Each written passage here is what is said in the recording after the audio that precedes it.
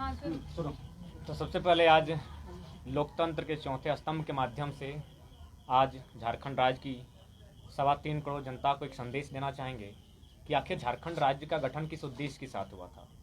कोई राज्य अगर नया बनता है तो उद्देश्य होता है, उस उद्देश्य की पूर्ति के लिए सरकार कार्य करती है।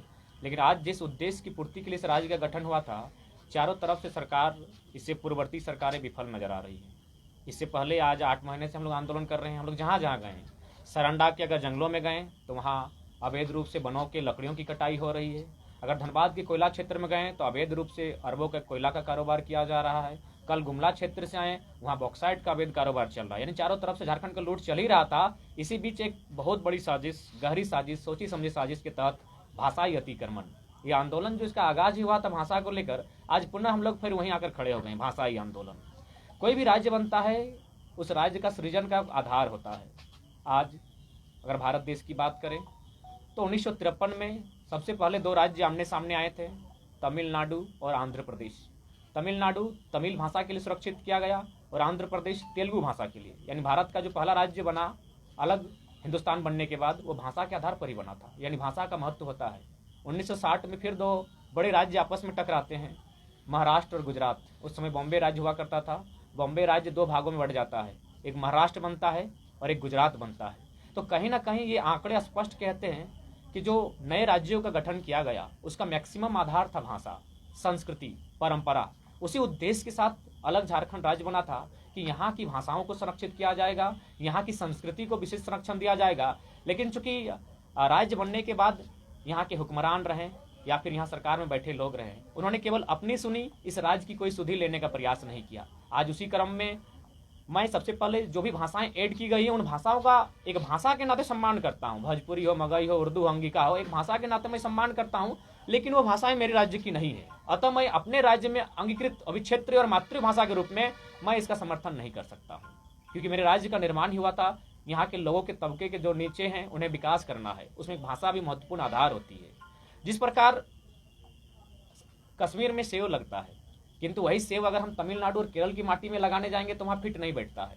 यानी मिट्टी के अनुसार फसल लगते हैं, मिट्टी के अनुसार भाषा का सृजन होता है। और झारखंड राज्य की माटी में भी बहुत सारी भाषाओं ने जन्म लिया है, जिनमें कई जनजातीय भाषा हैं, क्षेत्रीय भाषाएं हैं। लेकिन उसके बावजूद वर्तमान में जो परिस्थिति देख रहे हैं भाषाई अतिक्रमण को लेकर, लगातार बिहार और यूपी राज्य की भाषाओं को, कभी कभी बंगाल की तो कभी उड़ीसा की भाषाओं को यहाँ थोपने का प्रयास किया जाता है। इससे क्या होगा कि झारखंड की संस्कृति पतन होगा।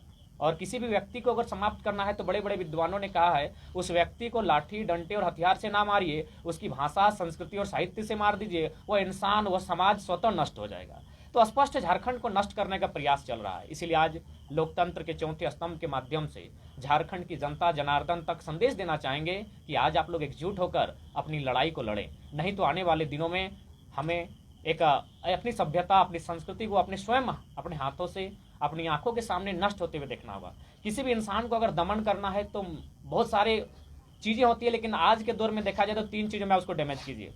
राजनीतिक डैमेज कीजिए, सांस्कृतिक डैमेज कीजिए, आर्थिक डैमेज कीजिए, वह इंसान, वह समाज, वह राज्य स्वतः नष्ट हो जाएगा। राजनीतिक डैमेज हम लोग नहीं हो पा रहे हैं क्योंकि हमारी आबादी है, हमारे विधायक चुन के जा रहे हैं, हम लोग राजनीतिक डैमेज नहीं हो रहे हैं। लेकिन ये लोग लगातार सांस्कृतिक डैमेज कर रहे हैं, भाषाई छेड़छाड़ कर रहे हैं, आर्थिक डैमेज हम लोग हो चुके हैं। आज अगर सांस्कृतिक डैमेज होता है तो कहीं ना कहीं हमारा पतन होगा। पहली बात मैं स्पष्ट कहना चाहूँगा, एक राजनीतिक व्यक्ति जब वो बात करता है तब वो हिंदू, मुसलमान, जाति, धर्म पर बात करने से बचता है। लेकिन हम लोग आंदोलनकारी है, हम लोग हर विषय पर लॉजिकली बात करना चाहेंगे। सबसे पहले उर्दू की बात करें, आप किसी भी मधु मंसूरी की बात करें या फिर हमारे नागपुरी कलाकार मजबूल खान की बात करें, उन्होंने नागपुरी भाषा में गीत गाया है। यानी उर्दू राष्ट्रीय भाषा है। यदि राष्ट्रीय भाषा को क्षेत्रीय भाषा आप साबित करने में लगे हैं तो फिर कुड़माली, संथाली, मुंडारी, इसको अभी नेशनल लैंग्वेज और इंटरनेशनल लैंग्वेज बनाया जाए। तो कहीं ना कहीं 1952 में जो पाकिस्तान से कटकर बांग्लादेश भी बना था, उस समय एक बहुत बड़ा हेडलाइन छपा था कि धर्म पर संस्कृति की विजय। इंटरनेशनल न्यूज बना था कि धर्म पर संस्कृति की विजय। यानी दोनों पक्ष मुसलमान थे, लेकिन भाषा के आधार पर 2 देश का निर्माण हुआ था। यानी भाषा का महत्व होता है, भाषा संस्कृति का आधार होता है। ठीक उसी प्रकार भोजपुर क्षेत्र की भाषा है, भाषा का हम सम्मान करते हैं।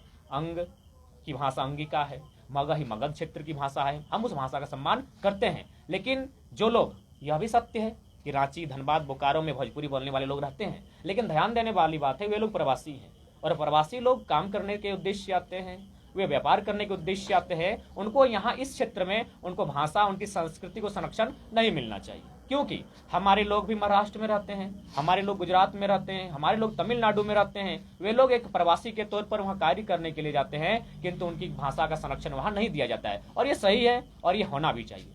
लेकिन अगर हमारे राज्य के साथ ऐसा होता है तो इससे क्या होगा, हमारी सांस्कृतिक विघटन होगा, और धीरे धीरे जो हमारे लोग हैं वो लगातार हाशिए में जाएंगे। कुछ लोग, कुछ समुदाय, कुछ कबीला तो धीरे धीरे मिट भी रहे हैं, जिनमें असुरी, उनका आप इतिहास देख सकते हैं। असुरी जनजाति जिसने आज लोहा गलाने की प्रथा दुनिया को दिया, आज वो असुरी भाषा भी खत्म हो चुकी है, असुरी जनजाति भी खत्म हो चुकी है। तो इसलिए सरकार को अगर काम करना चाहिए तो झारखंड की जो भाषाएं हैं, चाहे क्षेत्रीय भाषाएं हैं, चाहे जनजातीय भाषाएं, उन पर काम करना चाहिए। लेकिन चूंकि आज भी राज्य को चलाने वाले लोग अन्य राज्यों से हैं, भले मुख्यमंत्री हमारे हैं, लेकिन चलाने वाले लोग अन्य राज्यों के हैं। वे लोग कहीं ना कहीं प्रयास करेंगे कि इस राज्य का विकास ना हो, इस राज्य का उन्नति ना हो, और वे अपने लोगों को यहाँ कैसे शिफ्ट करते हैं। तो इसलिए आज राज्य को सोचना चाहिए, राज्य की सरकार को सोचना चाहिए, और मीडिया बंधुओं के माध्यम से ये संदेश होगा कि ये भाषाई अतिक्रमण पर हम लोग बहुत जोरदार उलगुलान की तैयारी में हैं, और इस बार जो ये उलगुलान होगा ये इसकी अगुवाई स्वयं छात्रगण करेंगे, क्योंकि भाषा कहीं ना कहीं छात्र से रिलेटेड होता है। और हम लोग प्रयास सरकार का ये होना चाहिए कि केजी टू पीजी,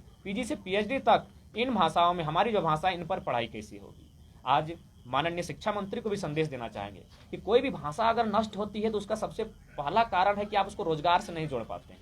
आज अगर हमारे युवा अंग्रेजी, कंप्यूटर तथा अन्य भाषाओं की ओर अगर अग्रसित हो रहे हैं, उनकी ओर आकर्षित हो रहे हैं, तो इसका कारण है रोजगार सृजन। तो इसलिए जब तक आप इन भाषाओं को, चाहे क्षेत्रीय भाषाएं हो या जनजातीय भाषाएं हैं, इनके माध्यम से अगर आप रोजगार सृजन नहीं करते हैं तो निश्चय ये उससे उनका मनमुटाव होगा, उन भाषाओं से हमारी दूरी होगी, और वो जब भाषा समाप्त होगी तो वो इंसान भी कुछ सालों में समाप्त हो जाएगा।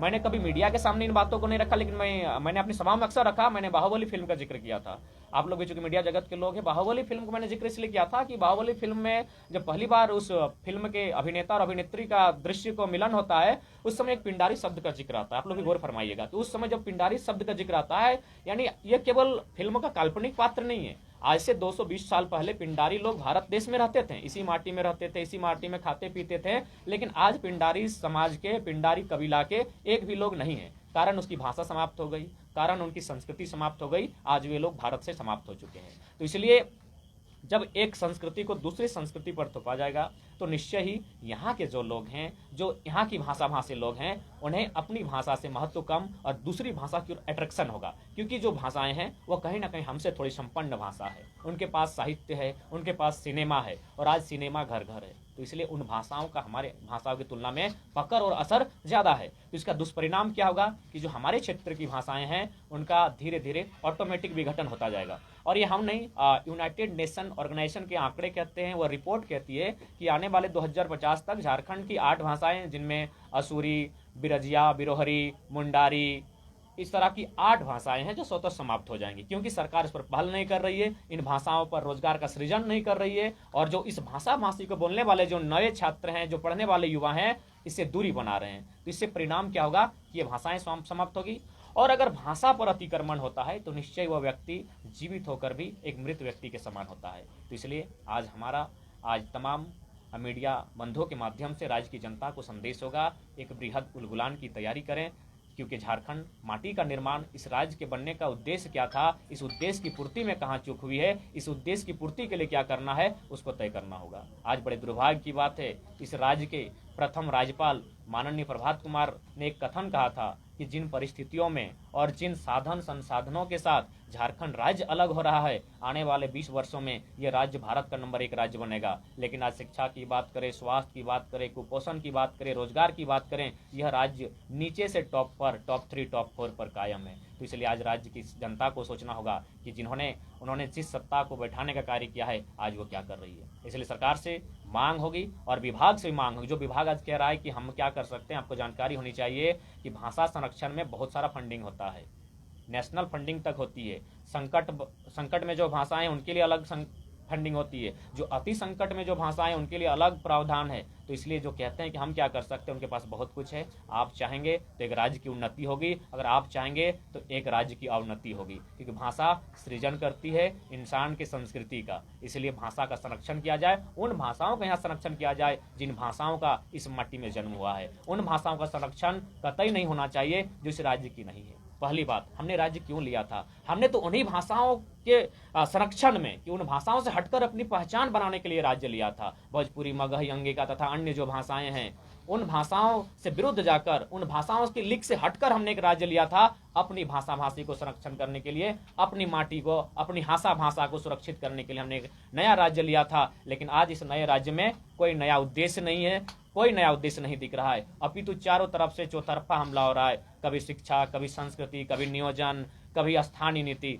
तो कहीं ना कहीं आज हम लोग जिस मुहाने में आके खड़े हैं, यहाँ से केवल और केवल इस राज्य में अंधकार होता हुआ दिख रहा है। तो इस अंधकार को दूर करने के लिए राज्य के तमाम युवाओं से, बुद्धिजीवी वर्ग से, तमाम लोगों से आग्रह होगी कि यह आंदोलन जो आज जनवरी महीने से आरंभ हुआ है, यह आंदोलन चाहे जितना लंबा समय लेता है लेने दीजिए, लेकिन लड़ाई निर्णायक होनी चाहिए। झारखंड में प्रथम अधिकार झारखंड वासियों का मिले, ये सुनिश्चित होना चाहिए। मैंने कभी संविधान से बाहर बात नहीं कही, ना मैंने कभी बाहरी भीतरी का बात कहा है। 10%, 15% जो अन्य राज्यों में प्रावधान है, उस प्रावधान से जो भी लोग आते हैं स्वीकार हैं, किंतु मूल अधिकार यहाँ के मूलवासी आदिवासी जो हैं उनको मिलना चाहिए, उनके लिए आरक्षित होनी चाहिए, उनकी भाषाओं का संरक्षण होना चाहिए। जब हमारे लोग बाहर में रहने के बाद हमारी भाषाओं को वहाँ संरक्षण नहीं है, तो फिर अन्य राज्यों के लोग जो यहाँ प्रवास के तौर पर हैं, यहाँ रोजगार करने के लिए आए हैं, यहाँ खटने कमाने के लिए आए हैं, उनकी भाषाओं को यहाँ संरक्षण नहीं मिलना चाहिए। पिछली बार जो आप लोगों ने आंदोलन किया था तो सरकार वापस हुई थी, फिर वही चीज सामने आ रही है,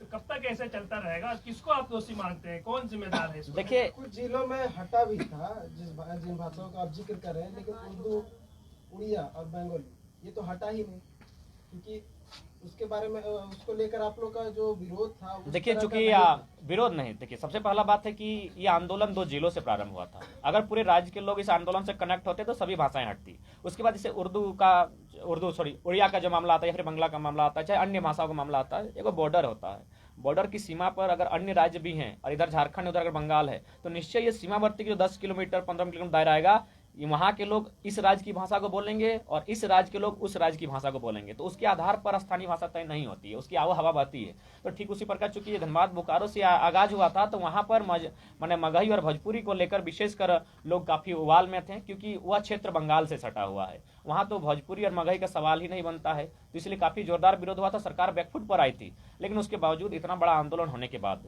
आज सबसे पहले धन्यवाद कि झारखंड की तमाम मीडियाओं का, क्योंकि अभी तक ये नेशनल न्यूज नहीं बन पाया, जबकि लोग लगातार 8 महीने से आंदोलन कर रहे हैं। इसलिए आपको बहुत बहुत धन्यवाद कि आपने आंदोलन के लिए इतनी भूमिका निभाई और आपके माध्यम से इस आंदोलन को गांव-गांव तक हम लोग ले जाने में सफल हुए हैं। तो निश्चय ही सरकार कहने का मतलब है, मैंने स्पष्ट कहा है कि सरकार बेशक राज्य के लोग चला रहे हैं, लेकिन उनके पीछे जो मुखौटा बनकर खड़े हैं वो अन्य राज्यों के हैं। चाहे मैं खुलकर बात करता हूँ, माननीय सुप्रियो भट्टाचार्य हों या श्रीमान पिंटू श्रीवास्तव हों, उनका आंदोलन से कोई वास्ता नहीं है, ना उन्होंने कभी जेल की यातना सहा है, ना कभी उनके बदन पर कोई लाठी चला है। तो वे लोग इस राज्य का मर्म को नहीं जानेंगे। यह राज्य वे लोग जानते हैं जिन्होंने अपने परिवार का, अपने सुख अमन चैन का कुर्बानी दिया है, उसके बाद राज्य मिला है। तो वे लोग बेहतर जानते हैं कि राज्य की क्या स्थिति होनी चाहिए। अच्छा, राज्य में जो चल रहा है, जो परिस्थिति है, उसको लेकर क्या कहें?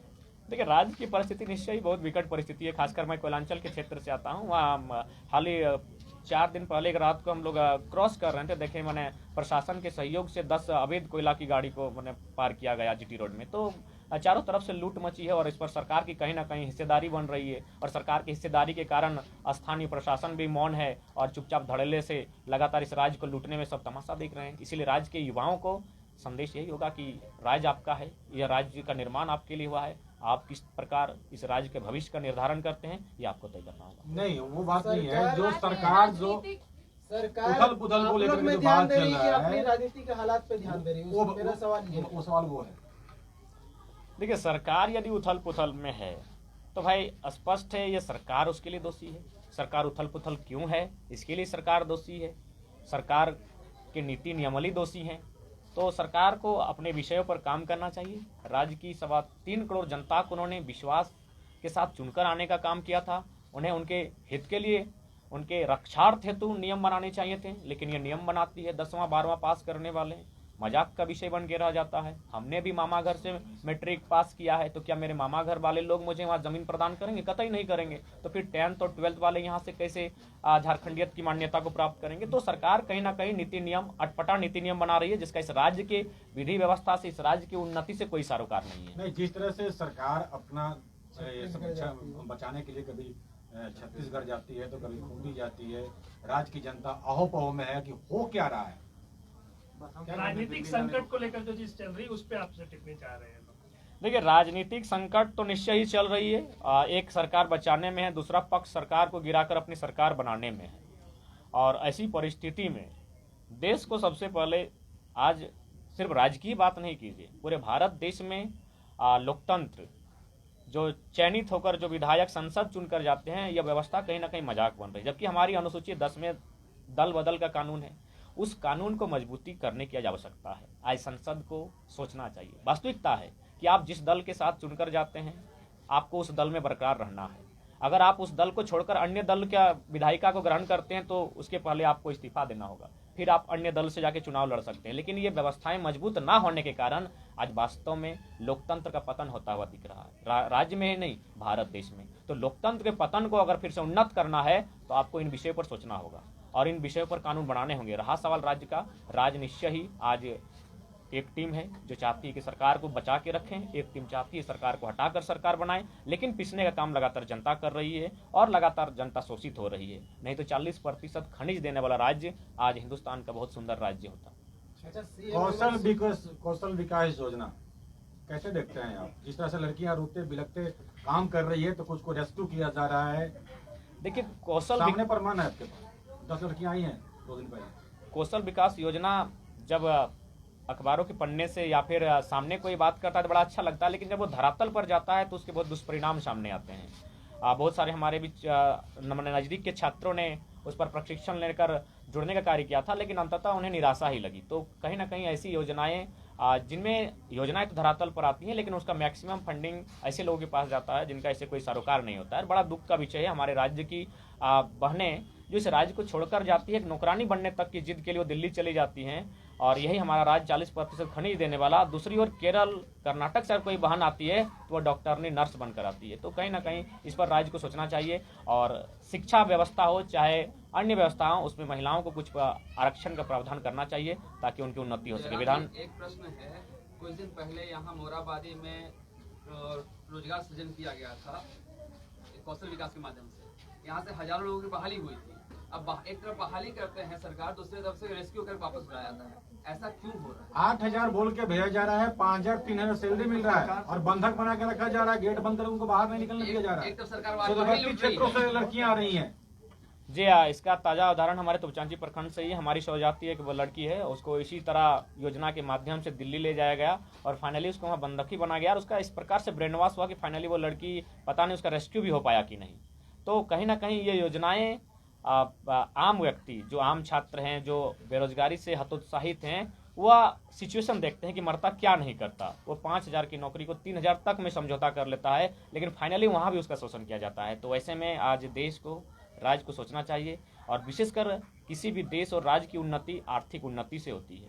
तो आर्थिक उन्नति कैसे हो, रोजगार सृजन कैसे हो, इस पर एक बहुत बड़ा विषय है, बहुत गंभीर विषय है। इस पर राज्य के साथ देश को भी सोचना चाहिए। 1932 का मुद्दा आप लेकर के हमेशा चल रहे हैं। इस बार सेशन में तो मुख्यमंत्री जी भी बोल दिए हैं, हम ही लाएंगे। लगातार जो सत्ताधारी दल के नेता वो भी लगातार पॉजिटिव बयान दे रहे हैं इसको लेकर। हाँ, निश्चय ही 1932 कभी सत्ताधारी लोग खुद मुकर रहे थे, लेकिन आज जनता के आक्रोश को देखकर, चाहे गिरिडीह के विधायक हों, आज तो देख रहे हैं स्पीकर महोदय का भी बयान आया है, मुख्यमंत्री तो बोल ही रहे, शिक्षा मंत्री पहले भी बोलते थे। तो कहीं ना कहीं जनता के आंदोलन के बाद आज ये सब चीज़ें सामने देखने को मिल रही है। इसीलिए आंदोलन के कारण हमें भी बल मिला है कि कहीं ना कहीं सरकार भी इन गतिविधियों पर नजर रखी है और वॉच कर रही है। कहीं ऐसा तो नहीं सरकार जो उथल पुथल चल रहा है, लगातार फैसले लिए जा रहे हैं, इसी में 1932 का भी खाता पार हो जाए, बेड़ा पार हो जाए?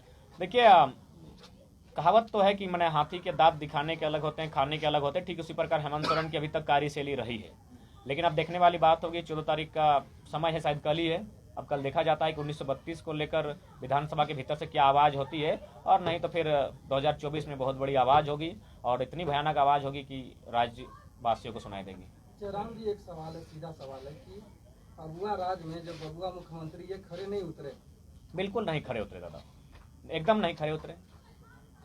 आज केवल एक आदिवासियत सेंटिमेंट के साथ सरकार चलाई जा रही है। अगर आप चलिए, आप पहला शब्द आदिवासी का ही जिक्र करते हैं, अगर आप आदिवासी का ही भला चाहते थे तो जैसे ही दुमका सीट खाली हुआ वहां बसंत सोरेन को नहीं किसी बुद्धि सोरेन को टिकट देना चाहिए था। पूरी तरह परिवारवाद किए हैं।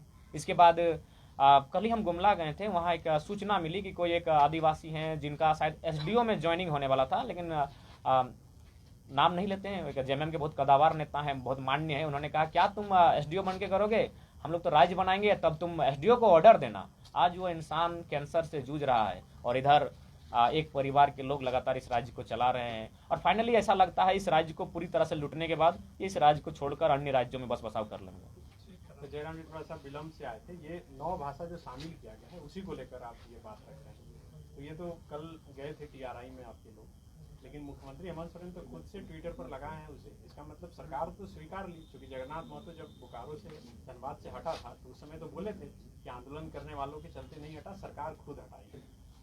ठीक है, अगर सरकार खुद हटाई है तो फिर से हटाइए। दूसरी बात, जो अन्य राज्यों की भाषाओं का यहाँ ऐड किया गया है उनका हम समर्थन नहीं करते। बाकी झारखंड की माटी में, झारखंड की संस्कृति में बहुत सारी ऐसी भाषाएं जो दफन हो चुकी हैं, उनको अगर सरकार में सामर्थ्य है तो उनको रिसर्च करके फिर से उठाएं और 9 से 11 की आपत्ति नहीं, क्योंकि बहुत सारी भाषाएं हैं जो झारखंड की ही हैं, लेकिन व्यवस्था न होने के कारण, उसमें उचित शोध न होने के कारण वो भाषाएं कहीं ना कहीं विलुप्त हो चुकी हैं। तो सरकार अगर चाहे तो उन विलुप्त भाषाओं को उठाकर लाने का प्रयास करें, जैसे असुरी भाषा हो गई, तो उसका हम लोग खुले मन से स्वागत करते हैं क्योंकि झारखंड की माटी की भाषाएं हैं। लेकिन अगर अन्य राज्य की संपन्न भाषा को अगर आप लेकर यहाँ आने का कार्य करेंगे और जो क्षेत्रीय भाषा नहीं है तो उसका भाई हम लोग असहमत हैं और असहमति के लिए आंदोलन भी करेंगे। कैलाश यादव ने कहा कि मगध राज की मांग करेंगे अगर भाषा हटेगा तो ठीक है, तो मगध राज का लोकेशन देखा जाए, वो मगध राज का लोकेशन कहाँ आता है, मांग कीजिए, हम लोग सहमत हैं। क्योंकि ये तो जहां तक मैंने सुना है यह न मगध राज्य में झारखंड था न कलिंग में था, यह एक स्वतंत्र क्षेत्र था और सम्राट अशोक के शिलालेख कहते हैं, कलिंग शिलालेख 2 स्पष्ट कहता है कि सम्राट अशोक एक रक्षित नाम के व्यक्ति को झारखंड के आटविक, उस समय झारखंड का नाम आटविक प्रदेश था, यहाँ के जनजातियों से सहायता लेने के लिए, तीर धनुष चलाने में अच्छा थे, इनसे सहायता लेने के लिए रक्षित नामक व्यक्ति को आटविक प्रदेश भेज देते हैं। बिल्कुल कैलाशवादी यादव जी का स्वागत करते हैं, समर्थन करते हैं, मगध राज मिलना चाहिए, लेकिन मगध की सीमा में ये न कलिंग है न मगध है, ये आटविक प्रदेश था, यह राढ़ सभ्यता है और राढ़ का एक अलग इतिहास है। कल अगर कैबिनेट में 1932 के आधार पर लाया जाता है तो आप लोग इसका समर्थन करेंगे सरकार के? हाँ बिल्कुल, अगर पहले हम लोग ना पक्ष के विरोधी है, ना विपक्ष के विरोधी है, ना किसी इंसान के विरोधी हैं, हम लोग नीतियों के विरोधी हैं। हमने लगातार कहा है कि हम लोग किसी मंत्री किसी विधायक के विरोधी नहीं है, उनकी नीतियों के विरोधी हैं। अगर 32 लेकर आती हैं तो हम क्या, पूरे राज्य की जनता समर्थन करेगी। लेकिन हम लोग क्रांतिकारी हैं, आंदोलनकारी है, चुप नहीं बैठेंगे। एक मुद्दा समाप्त होगा, दूसरा मुद्दा को कोड़ के निकाल लेंगे। बसंत सोरेन के बात को कैसे देखते हैं? दिल्ली जाने के बयान क्या बयान था, हम उनको ध्यान वो से बोले ना कि इस वक्त राज्य में की बेटियों के साथ अत्याचार हो रहा था, उस वक्त वो अंडरगारमेंट्स खरीदने के लिए दिल्ली गए थे। तो किस तरीके से इस बयान को देखते हैं? मैंने बहुत हास्य बयान है, एक जिम्मेवार पद पर, ऊपर से राज्य के अगवा के मैंने अनुज हैं और राज्य की बागडोर को संभाले हैं, कहीं ना कहीं इनडायरेक्ट रूप से अगर उस व्यक्ति के मुख से अगर इतना निंदनीय बयान आता है तो कहीं ना कहीं शर्मनाक स्थिति है। सही बात है, आज बहन बेटियों के साथ, उनकी इज्जत के साथ आज लगातार हमले हो रहे हैं, उनकी जान पे हमले हो रहे हैं। आज उनको संरक्षण देने के लिए नीति नियम बनना चाहिए, लेकिन वहां से अगर मैंने इस तरह का बयान दिया है कि दिल्ली वो अपने अंडरगारमेंट्स के लिए गए, तब बहुत सोचनीय है, दुर्भाग्य और हंसी का विषय है। झारखंड में वर्तमान कानून व्यवस्था को लेकर क्या करेंगे? झारखंड की वर्तमान कानून व्यवस्था कहीं ना कहीं लचर स्थिति में है। आज भले 4 मामले बहनों को लेकर आए हैं, लेकिन इससे पहले शायद 3-4 महीना पहले धनबाद में भी आया था, एक के बाद 3 बहनों के साथ दुष्कर्म हत्या के मामले आए थे। तेजाब के माध्यम से एक बहन का मैंने हत्या को सुसाइड करने का प्रयास किया गया था। तो कहीं ना कहीं विशेषकर बेटियों को लेकर यह राज्य काफी असुरक्षित है। तो ये कहीं ना कहीं एक बहुत बड़ा विषय है राज्य के लिए। धन्यवाद।